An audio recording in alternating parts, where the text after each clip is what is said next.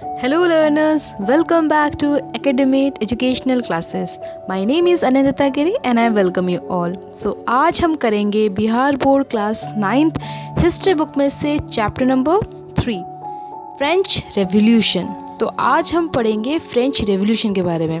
हमने previous classes में discoveries के बारे में पढ़ा था, जियोग्राफिकल डिस्कवरीज़। हमने अमेरिकन रेवोल्यूशन के बारे में पढ़ा था, उनकी फ्रीडम स्ट्रगल जो थी उसके बारे में पढ़ा था। और आज की हम क्लास में डिस्कस करेंगे फ्रेंच रेवोल्यूशन, सबसे इम्पॉर्टेंट चैप्टर जिसमें से बहुत अच्छे से क्वेश्चंस आते हैं और बहुत इम्पॉर्टेंट चैप्टर जो कि हम बहुत अच्छे से समझेंगे, लाइन बाय लाइन इनका मीनिंग समझेंगे। तो स्टार्ट करते हैं। देखिए सबसे पहले introduction. The French revolution of 1789 was a landmark in the history of Europe, ending an era and heralding messenger another one। तो देखिए रेवोल्यूशन का मतलब क्या होता है। रेवोल्यूशन का मतलब होता है जब कोई भी चीज़ जब रिवोल्ट फॉर्म में चेंज हो जाता है, ठीक है। जब कोई लड़ाई झगड़ा या जो भी चीज़ एक रिवोल्ट फॉर्म में आ जाता है, और सिर्फ 2-4 लोगों के बीच में नहीं, जब एक पूरी सोसाइटी मिलके रिवोल्ट करती है, ठीक है। हमने पिछले क्लासेस में भी इसी के बारे में देखा था, रिवोल्ट कितना ज़्यादा एकदम बहुत ज़्यादा हाई फेज में होता है। यहाँ पे भी हम पढ़ेंगे फ्रेंच के बारे में, ठीक। हमने अमेरिका के बारे में पढ़ा, अब हम फ्रांस के बारे में पढ़ेंगे। तो यहाँ पे जो फ्रेंच रेवोल्यूशन है ये कब हुआ था, किस वजह से हुआ था, ये हम देखेंगे।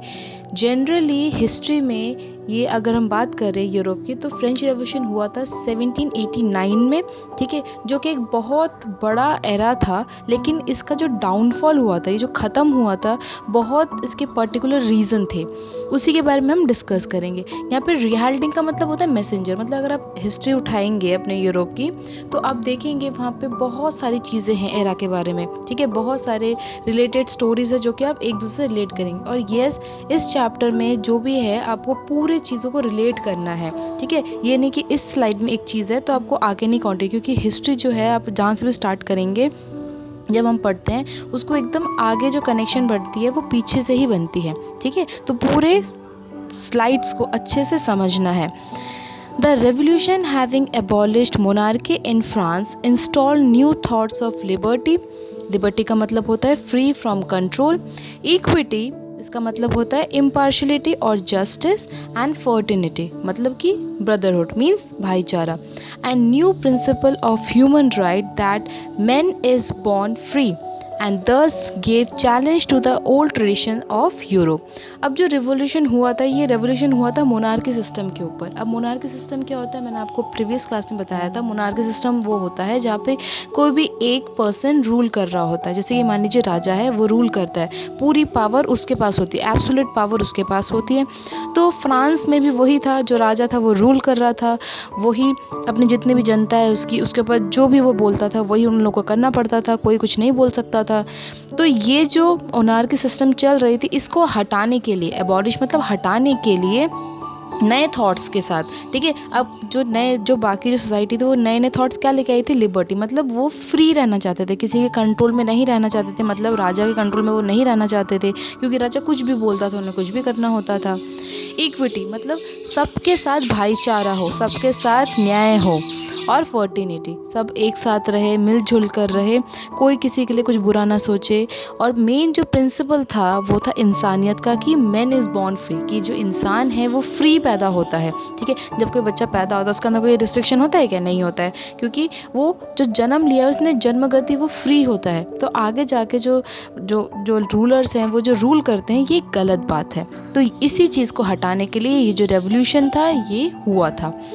Outbreak of such type of independence of thought was the result of Renaissance in Europe that gave birth to many nationalist revolution in the Europe। अब जो रेनेसा है ये हमने पहले भी पढ़ा था। रेनेसा का मतलब होता है रीबर्थ, ठीक है। रीबर्थ मतलब नए से जागरूक होना, दोबारा से जब जन्म होता है।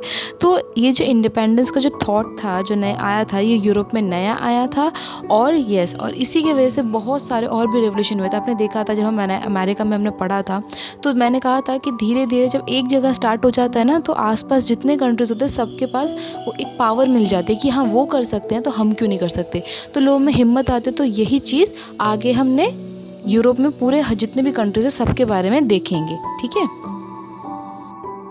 अब देखिए, दीज रेवोल्यूशंस वेयर अगेंस्ट फ्यूडलिस्ट। फ्यूडलिस्ट का मतलब क्या होता है? Social system based on personal ownership of resources. मैंने आपको पहले बताया था कि फ्यूडलिज्म वो था, एक फ्यूडलिज्म एक सिस्टम था जहाँ पे एक सोसाइटी थी, लैंडलॉर्ड्स की तरह मान सकते हैं अब, जैसे अगर हम नॉर्मल समझे जमींदार की तरह, कि उनकी खुद की प्रॉपर्टी होती थी और वो लीज पे, ठीक है, के लिए खेती बाड़ी करने के लिए, और उनको उनके बदले टैक्स देना पड़ता था, या फिर जितना भी उनका वो होता था, फसल होता था, क्रॉप होता था, उनको 1% उसका देना पड़ता था, ठीक है। And autocratic absolute power system of government as well as the social system responsible for exploitation forcibly depriving someone। तो जनरली जो रेवोल्यूशन था ये फ्यूडलिस्ट के ऊपर था, ऑटोक्रेटिक के ऊपर था, ठीक है। जो एब्सोल्यूट पावर, जिनके ऊपर एब्सोल्यूट पावर था, वो जो मर्जी कर सकते थे।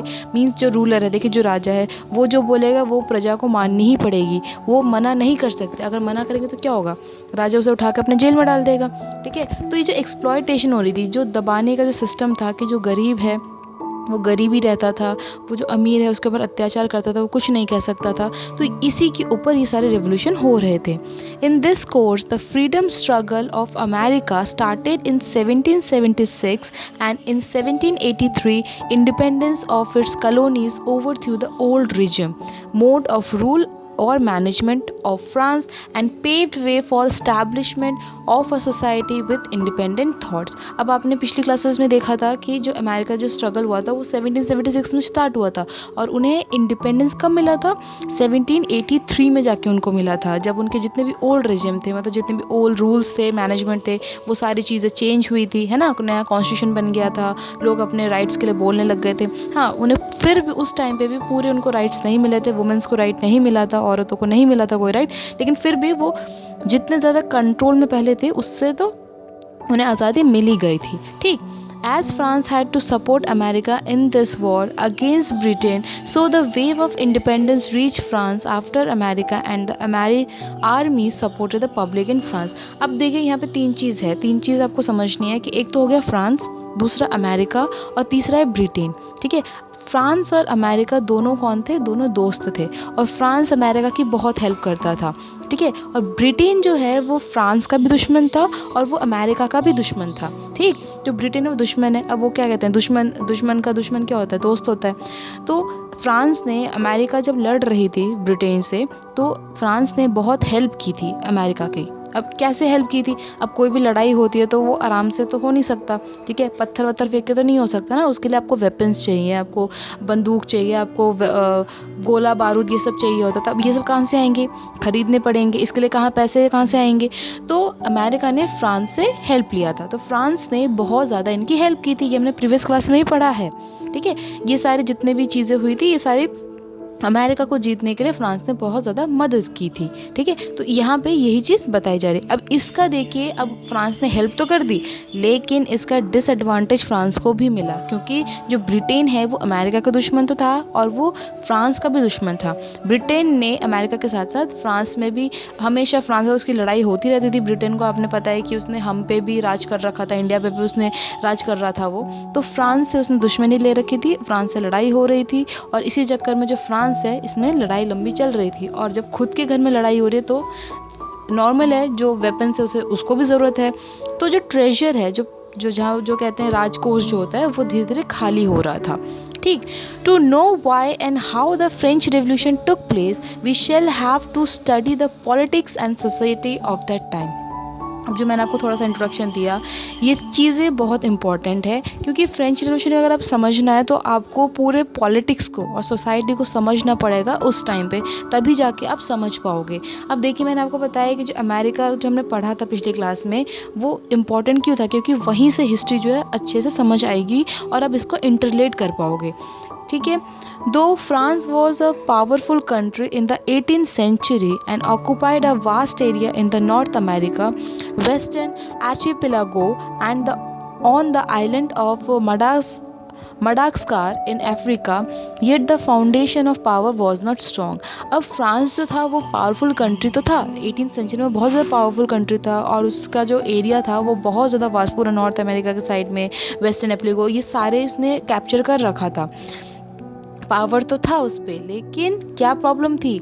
Lack of economic resources due to protected war and extravagance. Extravagance का मतलब होता है excessive expenditure of money of the rulers put great pressure on taxes on the people of France and the operation of social inequalities brought them on the blink of revolution. अब problem ये था कि जो France है उसका power तो बहुत ज़्यादा थी, ठीक है, उसने बहुत सारा एरिया उसने लैंड कर। अब देखिए, आपको पता है जो राजा महाराजा थे क्या करते हैं, बड़े बड़े कैसल मतलब बड़े बड़े किले बनाते हैं, पैलेस बनाते हैं। अब उसके लिए क्या करना पड़ता है? बना तो लिया आपने किला या बड़ा घर तो आपने बना लिया, लेकिन उसका मेंटेनेंस होता है ना, उसकी साफ़ सफाई, उसको देखना, इन सब के लिए आपको पैसे चाहिए, तो उसके ऊपर पैसे लगते थे बहुत ज़्यादा, ठीक है। उसके साथ साथ जो राजा महाराज ये लोग क्या रखते थे अपने पास ये लोग रखते थे जैसे कि आर्मी हो गए, ठीक है, जैसे घोड़े हो गए, हाथी हो गए, इन सबको रखना होता था, तो इन सबको भी मेंटेन करना पड़ता था, ठीक है। हाँ, देशभक्ति तो सबके अंदर थी, लोग करते तो थे अपने देश के लिए, लेकिन उनको भी तो घर चलाना है, तो इसी वजह से इन सबको ही मेंटेन करना पड़ता था। अब ये सारे मेंटेन करने के साथ साथ वो क्या कर रहा था? वो अमेरिका की हेल्प भी कर रहा था, वहाँ पर पैसे दे रहा था, ठीक है। अब ये सारे करते करते बहुत ज़्यादा उसके ऊपर कर्जा शुरू हो गया, और ये कर्जा हटाने के लिए क्या करेगा वो राजा? क्या करता था? वो टैक्सेस लगाएगा, और किसके ऊपर लगाएगा? जो गरीब पीपल है, जो नॉर्मल कॉमन पीपल है, उनके ऊपर लगा देते थे। अब लोगों को लगा कि भाई ये तो अत्याचार हो रहा है, गलती तो राजा की है ना, और सब कुछ भुगत कौन रहा था? नॉर्मल पीपल भुगत रहे थे। इसी वजह से जो इनइक्वालिटी हो रहा था, ये भी रीज़न था रेवोल्यूशन होने के लिए, ठीक है। आपको ये चीज़ समझनी पड़ेगी, कोई भी रेवोल्यूशन हो, वो एक छोटी मोटी बात पे नहीं होती। जब बहुत ज़्यादा, जैसे कोई आपके ऊपर टॉर्चर कर रहा है, ठीक है, आपने एक बार इग्नोर किया, 2 बार इग्नोर किया, लेकिन जब टॉर्चर का जब प्रेशर बढ़ता है ना बहुत ज़्यादा, जब क्वालिटी बढ़ जाती है उसकी, है ना, या फिर क्वांटिटी बढ़ जाती है उसकी, तो क्या होता है? लोग फूटना शुरू हो जाते हैं, और यही हुआ था फ्रांस में भी, ठीक। अब देखिए, hence explanation of the reasons responsible for revolution can be done in the following ways। अब क्या क्या रीज़न था? ये जो रेवोल्यूशन हुआ था फ्रांस में, इसका क्या क्या रीज़न था, ये हम अभी इन सबको एक एक करके पॉइंट्स पढ़ेंगे, ठीक है। पहला पॉइंट देखिए क्या है? Political cause. अगर हम पॉलिटिकल फॉर्म में देखें तो क्या कॉज था, क्या रीज़न था? It was monarchial system of government in France. ये हमें पता है, मोनार्की सिस्टम चल रहा था, एक ही इंसान रूल कर रहा था, राजा रूल कर रहा था, ठीक, जो गवर्नमेंट था फ्रांस में। The reputation and honour of the empire in the reign मतलब होता है the period during which monarch rule, मतलब जो एक सदियाँ चल रही होती है ना, जैसे पीढ़ी बाद पीढ़ी चल रही होती है, राजा का बेटा राजा बना है, जो पीढ़ी के बाद पीढ़ी चल रही होती है, यही एम्पायर चल रहा था। Of Louis 16 of Bourbon dynasty was on the top, but his successor prove incompetent. तो लुइस 16 ये बहुत इम्पॉर्टेंट कैरेक्टर है, बहुत इम्पॉर्टेंट एक राजा है बर्बन डायनेस्टी में, ठीक है। बर्बन डायनेस्टी जैसे बहुत सारे डायनेस्टी, हमने मुगल सल्तनत जिसे हम पढ़ते हैं, दिल्ली सल्तनत पढ़ते हैं, मुगल डायनेस्टी पढ़ते हैं, गुप्ता डायनेस्टी, वैसे एक बर्बन डायनेस्टी थी जो कि बहुत ज़्यादा रिच थी, बहुत ज़्यादा एरिस्टोक्रेटिक थी, एक अपना नाम था। उसी में जो लुइस 16 है वो राजा थे, और राजा बिल्कुल टॉप पे थे उस टाइम पे। लेकिन उसके बाद जो आए धीरे धीरे सक्सेस आए, वो इतने ज़्यादा स्किल्ड नहीं थे, ठीक है, अनस्किल्ड है, और इनके गलत शासन के वजह से ही इनकी जो सरकार थी या फिर इनकी जो गवर्नमेंट थी वो गिरी थी, ठीक है। ये हम पूरा देखेंगे। लुइस 16 वॉज एंथ्रोन मतलब होता है लीडरशिप, मतलब जब उसे राजगद्दी मिली। जब लुइस 16 को राजगद्दी मिले थे वो सिर्फ 20 साल के थे, ठीक है। Louis 16 was enthroned in 1774, was great despotic मतलब होता है a ruler with absolute power, मतलब पूरी पावर उसने अपने पास रख रखी थी। एक्स्ट्रावेगेंट मतलब एक्सट्रीम फॉर्म में, एंड इनकॉम्पिटेंट अनस्किल, लेकिन उसमें इतना स्किल नहीं था। जनरली जो लुइस 16 है, ये जब राजा बने थे वो 20 साल के थे, और उसके बाद उनकी जल्दी शादी भी करवा दी गई थी। जब इनको मिला था ना, इनको जब राजगद्दी मिली थी, जो राजकोष था वो बिल्कुल खाली था। अभी मैंने आपको कुछ रीजंस बताए थे, क्योंकि वो फ्रांस जो था वो अमेरिका की हेल्प कर रहा था, ठीक है, और अपनी जो मेंटेनेंस है उसके लिए, तो इस वजह से लुइस 16 को काफ़ी प्रॉब्लम फेस करना पड़ा था। आगे देखिए, he was married to the princess of Austria Maria Antoinette, who used to destroy money on festivities and interfere in the state affairs for appointment of her own men on the higher post। अब देखिए, इन्होंने जो शादी की थी, Louis 16 ने शादी की थी वो प्रिंसेस ऑस्ट्रिया, देखिए ऑस्ट्रिया है, ऑस्ट्रिया एक फ्रांस की एक जगह है, वहाँ की लोग इसको गलत समझ जाते हैं, इसको ऑस्ट्रेलिया समझ लेते हैं, लेकिन ऑस्ट्रेलिया बिल्कुल अलग कंट्री है, ठीक। तो वहाँ से उन्होंने मारिया को शादी की थी, लेकिन जो मारिया थी वो बहुत ज़्यादा मैनेजेबल नहीं थी, ठीक है। वो बहुत ज़्यादा उसने पैसे वेस्ट करना शुरू कर दिया था, ठीक है। जैसे होता है ना, महारानियाँ हैं तो अपने शौक के लिए बहुत बहुत महंगी महंगी एक्सेसरीज मंगवाती थी वो अपने लिए, ठीक है। और जितने ही फेस्टिवल्स होते थे बहुत खर्चा करवाती थी, फिर मेंटेनेंस तो था ही था, तो ये सारी चीज़ें चल रही थी। 15,000 employees in the Versailles Palace of King had no work but got heavy amount as salaries।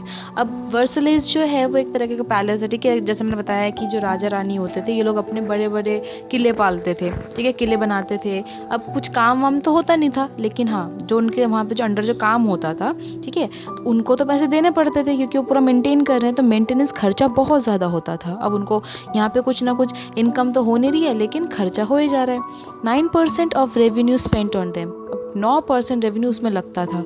In the reign of Louis 16 France got additional burden of loan of 10 billion library. अब जो लाइब्रेरी है वो है French currency, उस time पे library जो है वो फ्रेंच करेंसी है, लिवियर भी कहते हैं, लाइब्रेरी भी कहते हैं। In getting 13 colonies of America free from Britain, Britain से अमेरिका को फ्री कराने के लिए उन्होंने इतना ज़्यादा कर्जा भी ले रखा था लोगों से उसको पैसे देने के लिए, ठीक है। तो अब कोई भी कर्जा अगर देगा तो उसमें ब्याज भी तो जुड़ के आएगा, तो धीरे धीरे ब्याज बढ़ते जा रहा था। और उनके ऊपर कितना ज़्यादा पैसा कर्जा चढ़ गया था, 10 बिलियन लेवर, ठीक है। The continued lack of economic resources compelled the king to raise the tax on public for meeting his regular expenses।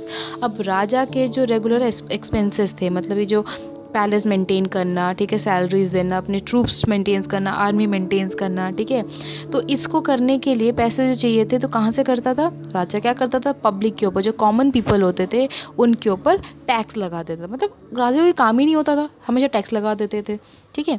There was lack of control on the despotic kingship. अब जो किंगशिप चल रही थी उसमें अब क्या होता, कंट्रोल में लैक होना, मतलब राजा ठीक से चला ही नहीं पा रहा था।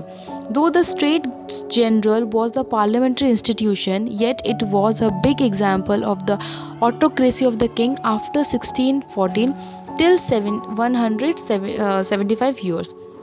अब क्या था, स्टेट जनरल नाम की एक पार्लियामेंट्री इंस्टीट्यूशन थी जहाँ पे लोग क्या करते थे, अपने पसंद के, मतलब कोई भी अगर डिसीजन लिया जाता था तो सबकी रजामंदी होती थी, सब उससे पूछते थे, ठीक है। लेकिन ये चीज़ नहीं हो रही थी बहुत टाइम से। There was no meeting of the cabinet, कोई मीटिंग भी नहीं हो रही थी। It vindicated the aristocracy of Louis 16 who said I am the state. अब जो लुइस 16 है वो अपने आप को ज़्यादा अहंकार आ गया था उसमें, ठीक है, और वो कह रहा था कि मैं ही स्टेट हूँ, ठीक है, मैं ही सब कुछ हूँ, मैं जो बोलूँगा वही होना पड़े, वही होगा। But since he was a competent and able ruler, he suppressed to revolt the successfully, he suppressed to put an end to revolt successfully. अब क्या हो रहा था, उसने लोगों के ऊपर, लोग जो है थोड़ा बहुत बोलना शुरू कर रहे थे। ये आप पढ़ेंगे अभी हम स्टेट्स के बारे में पढ़ेंगे, ठीक है। 3 स्टेट्स हैं उनके बारे में देखेंगे, कैसे रिवोल्ट स्टार्ट वो भी देखेंगे। तो ये सारी चीज़ों को दबाने की कोशिश कर रहा था। Thus he was having the sole power of the state but his successor lack such qualities. अब उसके पास क्या था, उसके पास तो पूरा स्टेट का पावर था, ठीक है, सोल पावर उसी का, लेकिन जो उसके सक्सेसर, जो उसके पीछे जो आए, उनके पास ये पावर नहीं थी और उन्हें एक्चुअल में जो गवर्नमेंट चल रही थी नहीं चला पाए थे, ठीक। To have a check on the autocracy and arbitrariness मतलब होता है बेस्ड ऑन इंडिविजुअल जजमेंट, मतलब जो एक बोलेगा, जैसे राजा कुछ ने कुछ बोला वही माननी पड़ेगी। Of the king there was an institution in France name parlement establish in the forum of court, ठीक है, एक इंस्टीट्यूशन बना था फ्रांस में, ठीक है, वहाँ पे भी जो राजा है वही अपनी चलाता था हर जगह। इट वॉज 17 इन नंबर, वो 17 थे। द पोस्ट ऑफ जज were reserve for nobility and aristocratic class and the post were hereditary. अब यहाँ पे देखिए, आपने एक चीज़ देखी, नोबिलिटी, ठीक है। अब यहाँ पे नीचे देखिए नोट पे, यहाँ पे लिख रखा है जो फर्स्ट एस्टेट मैंने बताया था, फर्स्ट एस्टेट है क्लर्जी। अब क्लर्जी कौन थे? क्लर्जी वो थे, जैसे कि आप समझ सकते हैं, जो राजा को एडवाइस देते थे, मतलब कि चर्च, उस टाइम पे तो चर्च होता था। अब चर्च में जो पास्टर होते थे, जो फादर होते थे, जो प्रीस्ट होते थे, ठीक है, जो पंडित वगैरह होते थे, यही लोग क्लर्जी में आते थे और ये आते थे एकदम नंबर 1 पे, ठीक है। जो राजा के दरबार में जो राजा को एडवाइस, अगर हम नॉर्मली समझें, जैसे जो मंत्री होते हैं या फिर पंडित होते हैं जो राजा को बोलते हैं कि ऐसा करना चाहिए, ऐसा करना चाहिए, आपके लिए ये अच्छा है, ये अच्छा है, तो ये लोग आते थे क्लर्जी में। उसके बाद सेकेंड स्टेट में आता है नोबिलिटी। नोबिलिटी कौन थे? नोबिलिटी वो लोग थे जो कि रिच लोग थे, जो किंग आ जाते हैं, इसमें एरिस्टोक्रेटिक लोग आ जाते हैं जो बहुत पैसे वाले हैं, ठीक है, यही सारी चीज़ें, जो राजा के दरबारी वो लोग। और थर्ड स्टेट जो था वो था पीजेंट्स के लिए, जो जो फार्मर होते थे, मर्चेंट, जो व्यापारी होते थे, लेबर्स एटसेट्रा, मतलब जितने भी आप समझ सकते हैं जो लो कैटेगरी के आते थे। जो फर्स्ट स्टेट और जो सेकंड स्टेट है ये होते थे हाई क्लास के, ठीक है, इनके ऊपर कभी कोई टैक्स नहीं लगता था, जितने भी टैक्स लगते थे वो सब लगते थे थर्ड स्टेट के ऊपर, जो फार्मर होते थे, व्यापारी होते थे, इन्हीं के ऊपर लगते थे। फर्स्ट और सेकंड हमेशा इससे बचे रहते थे। इसको हम आगे और डिटेल में देखेंगे, आप देखेंगे, ठीक। तो जो जज थे, जो राजा के जो बड़े बड़े जो पोस्ट थे, वो सिर्फ किसके लिए होते थे? नोबिलिटी के लिए होता था और एरिस्टोक्रेटिक क्लास के लिए होता था। और ये जो था ये जन्मगत था। हेरिडिटी मतलब होता है जो जन्मगत मिलता है, मतलब राजा का बेटा ही राजा बनेगा, ठीक है, बेशक उसमें कोई गुण हो या ना हो, लेकिन राजा का बेटा ही राजा बनेगा। पंडित का बेटा ही पंडित बनेगा, बेशक उसे पंडित के संस्कृत में कुछ आता हो या ना हो, उसके अंदर बहुत सारी बातें हो या ना हो, लेकिन पंडित का बेटा पंडित बनेगा, ठीक है, टीचर का बेटा टीचर बनेगा। ये जो हेरिडिटी होती है, ठीक है। As per need, the king compelled them to agree his will on the basis of money. Thus practically and virtually the king had its control over it. लेकिन जनरली ये सारे तो थे, लेकिन हर चीज़ पे किंग ने अपना कब्जा कर रखा था, मतलब सबके ऊपर किंग का ही कंट्रोल था, ठीक। अब देखिए, the tendency of centralisation was the biggest defect of French revolution. अब ये जो टेंडेंसी थी, ठीक है, इन सारी चीज़ों को एक मेन सेंट्रलाइजेशन था डिफेक्ट का फ्रेंच रेवोल्यूशन में। Always there was lack of autonomous government, while in the neighbouring England the autonomous institution run such type of government. अब क्या हुआ था? ऑटोनोमस गवर्नमेंट चल रही थी जनरली, धीरे धीरे ये सारी जो रेवोल्यूशन थे आजू बाजू सब जगह फैल रही थी, ये जो गवर्नमेंट है ठीक से चल भी नहीं रही थी। क्योंकि देखिए, अगर आप बार बार किसी स्टेट पे, मतलब किसी इंसान पे अगर आप बार बार टैक्स लगाते हो, और टैक्सेस भी आपने आगे देखेंगे कि सिर्फ एक टाइप का टैक्स नहीं, 2 टाइप के टैक्स होते थे, डायरेक्ट टैक्स और बाकी सारे इनडायरेक्ट टैक्स होते थे, ठीक है। लोगों को बेफालतू में इनकम लोगों की बढ़ती नहीं थी और टैक्सेस लगा दिए जाते थे। और अब आप टैक्स लगाएंगे, जब बहुत ज़्यादा आप टैक्स लगा देंगे, इंसान जब खाने को नहीं मिला तो क्या करेगा? रिवोल्ट करेगा। In France everywhere there was dominance of Versailles palace. हर जगह, पूरे फ्रांस में हर जगह डोमिनेंस चल रहा था, इनका जो हुकूमत है वो चल रही थी। In addition to the king, Maria Antoinette misuse the power. और राजा के साथ साथ जो उनकी वाइफ थी वो भी कम नहीं थी, वो भी मिसयूज़ कर रही थी अपने पावर का, ठीक है। That made the people totally against the concept of monarchy. और इसी वजह से लोगों के अंदर से ये जो मोनार्की सिस्टम जो चल रहा था, इससे लोगों को नफरत हो गई थी और इसके अगेंस्ट चले गए थे सब। By 1789 the people became impetuous for participating in government. अब लोगों ने 1789 में लोगों को मजबूरी में, मतलब इतनी ज़्यादा टॉर्चर होता है, लोगों को पार्टिसिपेट करना ही पड़ा, ठीक। That time there was no institution in France to control their violent attitude. और उस टाइम पे कोई ऐसा नहीं था जो कि इनको कंट्रोल कर पाए। क्योंकि देखिए, जो मैंने first state, second state, third state के बारे में बताया था, जो थर्ड स्टेट में सबसे ज़्यादा पॉपुलेशन थी, ठीक है। सेकंड स्टेट और फर्स्ट स्टेट में कम लोग थे, जो पैसे वाले थे वो कम थे और जो गरीब थे वो बहुत ज़्यादा थे, ठीक है। तो ये जो चीज़ें हमने देखी, ये हमने देखा पॉलिटिकल कॉज में। अब हम देखेंगे सोशल कॉज, मतलब क्या सोशल कॉज था इसमें। In the 18th century the French society was divided in 3 estates और क्लासेस। जो मैंने भी आपको बताया पॉलिटिकल में, ये सोशल में ही आता है। मैंने आपको पॉलिटिकल में थोड़ा इंट्रो दे दिया था, इतना आपको समझ में आ गया होगा। तो जो फर्स्ट स्टेट है, compress clergy with about 1,30,000 population, ठीक है। कितने थे? जो फर्स्ट स्टेट में क्लर्जी लोग थे, जो पंडित वगैरह बताया था, जो राजा की सारी बातें मानते थे, या राजा जिनकी बातें मानते थे, वो कितने उसमें थे? 1,30,000 पॉपुलेशन थी उनकी। The second state was the group of nobilities. मैंने आपको बताया सेकेंड ग्रुप कौन थे? नोबिलिटी, हैविंग अबाउट 80,000 फैमिलीज और 40 लाख पीपल। ये कितने अराउंड थे? ये थे 40 लाख पीपल के around. These 2 groups were exempted from taxes. मतलब मैंने बताया आपको कि ये जो 2 ग्रुप थे, इनको टैक्स देने की ज़रूरत नहीं पड़ती थी, कोई भी टैक्स हो इनको देने की ज़रूरत नहीं पड़ती थी।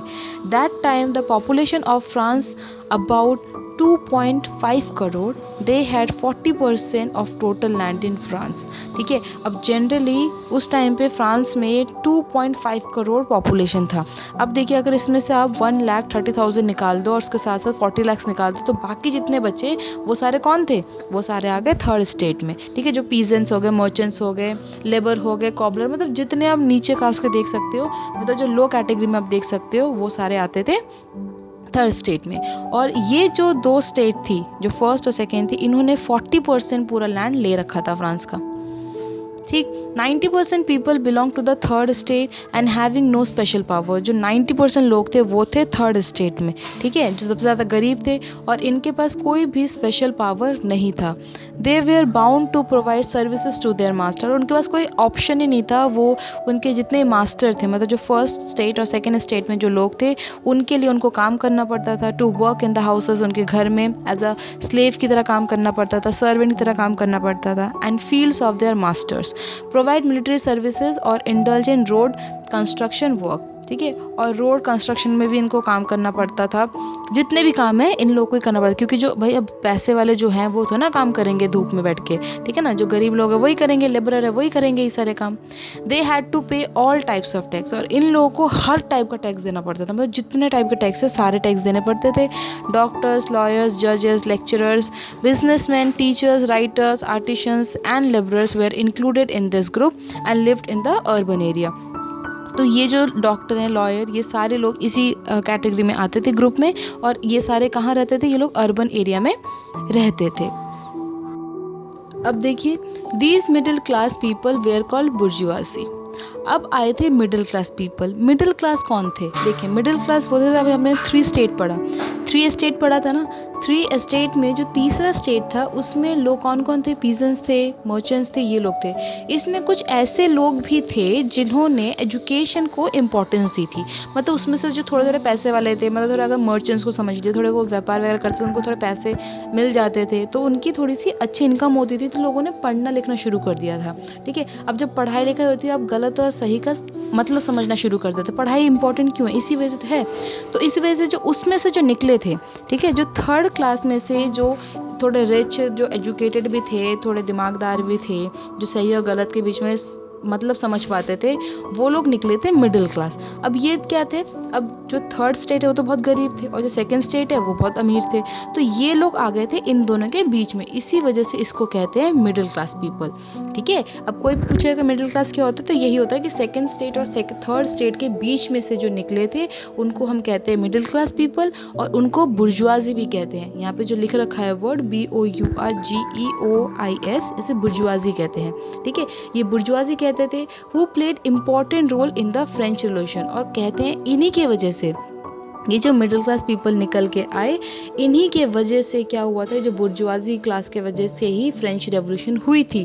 और इनका बहुत इंपॉर्टेंट रोल था, क्योंकि इन्होंने ही लोगों को जाके, जितने गरीब लोग हैं जो समझ नहीं थी उनको, पढ़ाई लिखाई नहीं थी उनके अंदर, उन लोगों को जाके समझाया था कि ये जो चीज़ें चल रही हैं ये इक्वालिटी नहीं है, ये एक जस्टिस नहीं हो रहा हम लोगों के साथ। ठीक है, इन सब का मीनिंग, ये फर्टिनिटी का मीनिंग, इक्वालिटी, लिबर्टी, इन सभी का मीनिंग इन लोगों ने जाके लोगों को समझाया था।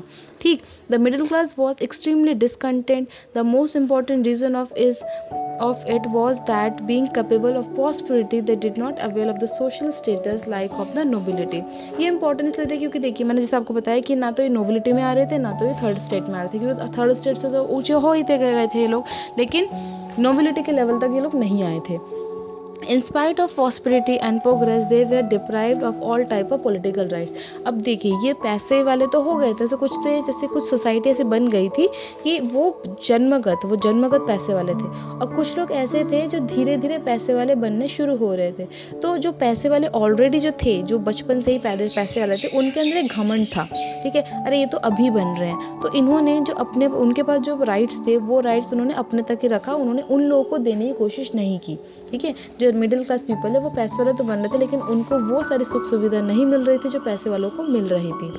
All high post of the states way reserve for the aristocrat. ठीक है, जो मैंने बताया कि जितने भी हाई पोस्ट थे स्टेट में, वो सारे एरिस्टोक्रेटिक लोगों के लिए ही था। तो आपको अभी पता चल गया होगा जो बुर्जुआजी क्लास है वो डिफरेंट है, जो एरिस्टोक्रेटिक है वो क्लास अलग है।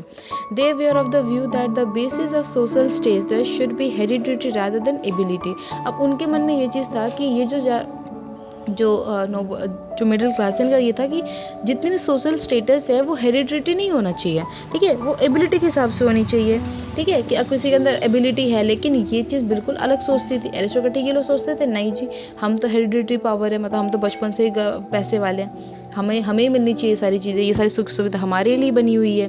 The behaviour of the nobility towards bourgeoisie was very rude. जो इनका जो बिहेवियर था, जो एरिस्टोक्रेटिक लोगों का जो बिहेवियर था बुर्जुआजी के लिए बहुत ज़्यादा रूड था, ठीक है। वो कह रहा कि अब तो तुम तो अभी बन के आए हो पैसे वाले, ठीक है, ऐसे ही बहुत गंदा बोलते थे, बहुत गंदा बिहेवियर था।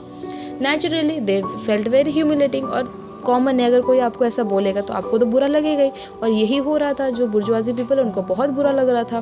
For this reason the most important slogan of the French revolution was equity, और इन्हीं के लिए सबसे इम्पॉर्टेंट एक स्लोगन निकल गया जो कि है इक्विटी। इक्विटी का मतलब मैंने बताया था सामान्यता, मतलब जस्टिस, सब इक्वल हैं, कोई भी बड़ा नहीं है, कोई भी छोटा नहीं है। Started by bourgeoisie class. तो ये जो इक्विटी है ये स्लोगन किसने शुरू किया था? बुर्जुआजी क्लास ने। The condition of the peasants in the French society was miserably sad, और जो कंडीशन थी पीजेंट्स की, जो फार्मर लोगों की जो कंडीशन थी उनकी तो बहुत बुरी थी, ठीक है। दे हैड टू पे मेनी टाइप्स ऑफ टैक्सेस, उन्हें बहुत टाइप के टैक्सेस देने पड़ते थे। एक तिथिस था, एक टैक्सेस थे, मतलब बहुत सारे टैक्स थे। It is said that before the revolution in France the nobility fight, the clergy पे एंड पीपल पे। एक बात भी थी, रेवोल्यूशन से पहले लोग ऐसा बोलते थे कि जो नोबिलिटी है ये सिर्फ लड़ते हैं, जो क्लर्जी है वो सिर्फ प्रे करते हैं, और जो पीपल है, क्लर्जी मतलब वही जो चर्च में जो लोग थे वो सिर्फ प्रे करते हैं, और जो पीपल है वो सिर्फ पैसे देते हैं, उनका सिर्फ काम है पैसा देना, ठीक है। बाकी सब ऐशो आराम में रह रहे हैं, सिर्फ यही लोग हैं जो कि सिर्फ टैक्स दे रहे हैं और इनका सिर्फ यही काम है। सो आज की वीडियो में हमने क्या देखा? आज हमने देखा कि जो फ्रेंच रेवोल्यूशन है ये क्या हुआ था, किस वजह से हुआ था, ठीक है, इसके क्या क्या कॉजेस थे। तो अभी तक हमने देखा कि इसका पॉलिटिकल कॉज क्या था, ठीक है, और उसका सोशल कॉज क्या था। नेक्स्ट वीडियो में हम देखेंगे कि इसके इकोनॉमिक कॉज क्या थे और भी क्या क्या रीज़न थे, ठीक है। इस पूरे चैप्टर को अच्छे से समझने के लिए बने रहिए हमारे साथ। और yes, if you like the video please like, subscribe and please share. और कोई भी अगर आपको डाउट है आप कमेंट करके पूछ सकते हैं। So thank you for today session, मिलते हैं नेक्स्ट क्लास में।